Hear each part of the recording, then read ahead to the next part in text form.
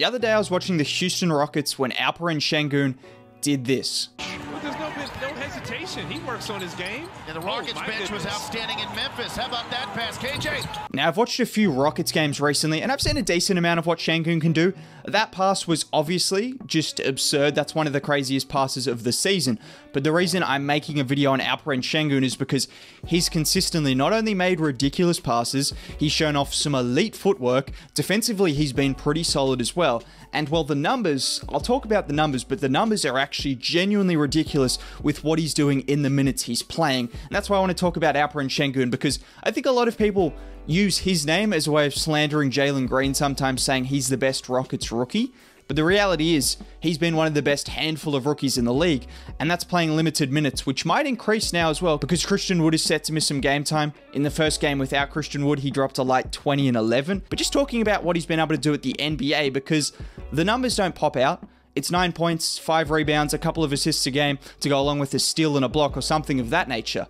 But you have to consider he's playing about 18 minutes a night. He's been behind Daniel Tice and Christian Wood. But if you look at the per 36 numbers, now per 36 can be a little bit off because obviously you have to factor in energy levels and who he's playing against.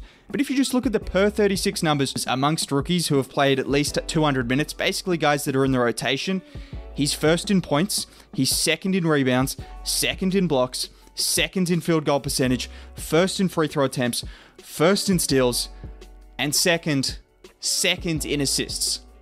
I don't know if you got all of that down. I'll put it up, but those numbers are ridiculous. I know he's playing 18 minutes a night, so you could say if he played 35 minutes a night, he wouldn't be putting up that same kind of production.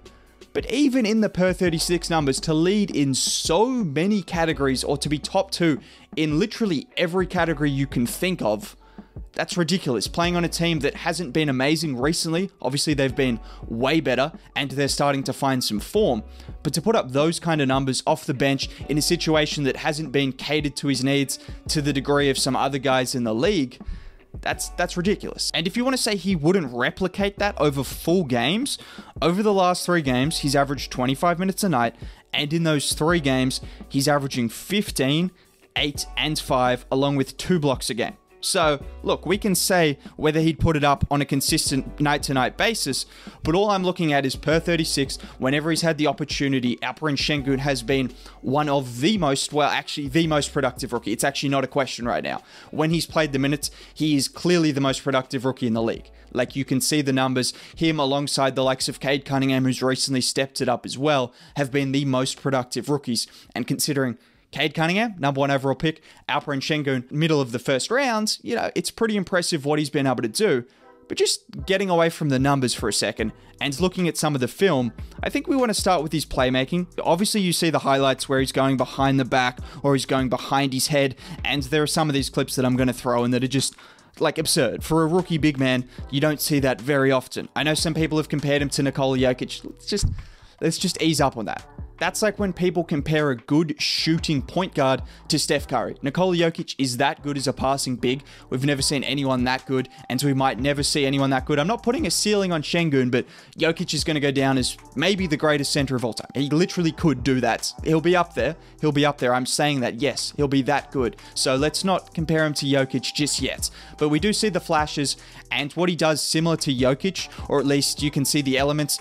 His feel for the game is incredibly good. So if a team double teams him, you can see he makes the right pass, whether that's behind the back, finding an open shooter, or what he's really good at doing is finding cutters. That's probably his best asset as a passer right now, his ability to find cutters off the baseline, because when you've got a 7-footer that is as good in the post or as good running in transition as he is for a 7-footer, he can often find those baseline cutters, and that's where the Rockets get a lot of points off his playmaking. Outside of the post, he's also shown an ability to make passes out of the pick and roll. You see Draymond Green do it a lot, but as someone who's 7 foot, who can get the ball 1-2 dribbles, and then if the defense collapses on him, he can make that pass to a cutter again. So that's something where his feel for the game means that he's going to be a good offensive player.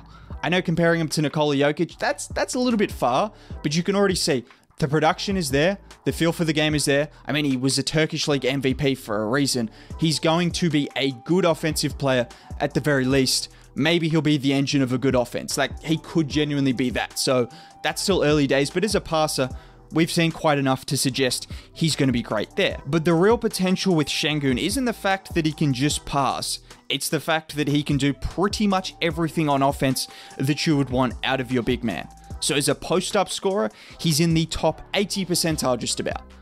Top 80 percentile. For reference, Joel Embiid is about 70 percentile. Anthony Davis about 70th percentile. And Nikola Jokic is 86th percentile. So all of these guys, they average more post-ups per game, but Sengun's still averaging 2 a game, which is quite a lot in the minutes he's playing. And to be nearly top 80th percentile as a post-up player as a rookie, we have to understand that is ridiculously good. We can't look through the numbers and filter it for rookies, at least that's not what I can do. But if you just look at some of the other bigs in the league that are established superstars, he's right up there as an efficient post player. And that comes from his ability. He can hit you with a drop step, he can hit you with a spin move, he's got both hands he can finish with in terms of hook shots, layups. He can really do everything as a post player, and we've seen that in Turkey, and now we're seeing that in the league, that his transition as a post player, like, there's no doubt he's going to be one of the most effective post players in the league for 10 to 15 years. Like, we've already seen it. He's also someone that can run the pick and roll. I talked about his passing, but he's in the top 60th percentile as a pick and roll player as well, whether it's him playmaking, whether it's him attacking the rim off 1 or 2 dribbles or off no dribbles. He can pretty much do everything offensively. Like, not to exaggerate, but you see the numbers, you see the percentile he's in for a lot of these categories when given the opportunity, which I think will happen soon enough. Christian Wood is injured right now. Surely they're going to try and trade Daniel Tice, or you just got to sit him. At this point, you should just try and sit him. I guess you're trying to raise his trade value, but when Sengun is doing the kind of things he's doing consistently, as someone who can pretty much do everything as an offensive player, didn't even mention he's getting to the free throw line a ton. His patience is really good there. Obviously, his strength as well, and just his ability as a post-up player is getting him to the free throw line way more than any other rookie per the minutes he's playing. So his ability to get to the free throw line, which is reminiscent of, say, Joel Embiid in his first year, he was also someone that got to the free throw line a ton, even though he was 3 years older than Sengun, 3 years older. So his ability to do that, his ability to play make, his ability to shoot the 3 ball occasionally he's stretching the floor as well and get to the free throw line. Overall, offensively, Sengun pretty much has everything you would want from a big so far. His anticipation, his skill level, it's all there. It's all there, and we're seeing that. And I think with extended minutes, we're going to see that more.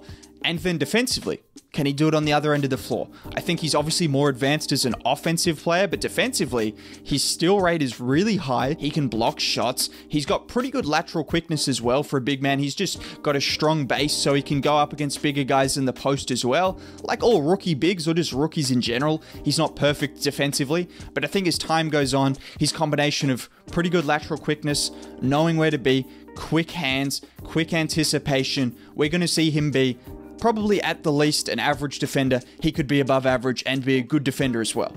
So Alperen Sengun right now, although he hasn't quite got the same credit as the likes of Scotty Barnes, Evan Mobley, Cade Cunningham, even the likes of Josh Giddey and Franz Wagner, all of these guys are playing like 35 minutes a night. Some of these guys have the keys to the offense like Cade Cunningham. He hasn't got that same kind of credit. I think if we saw Sengun in a situation, maybe later in the year, or even now over the next few games with Christian Wood out, where he gets the chance to play 30 plus minutes a night, he's going to show that he is probably one of the best 3 or 4 rookies in the league right now, and the Rockets have a genuine stud. Because you look at the numbers any way you want, he is pretty much the top of everything. You look at the film, his passing as a rookie big is ridiculous. His footwork, his post-up play, he can stretch the floor defensively. He hasn't been bad, he's been solid as well. Steal rate. Like, what else do I need to say about Alperen Sengun? That's the reason I made a video on him, because he is that good already, and I think the Rockets have a steal that not enough people are probably talking about right now. Have a good day.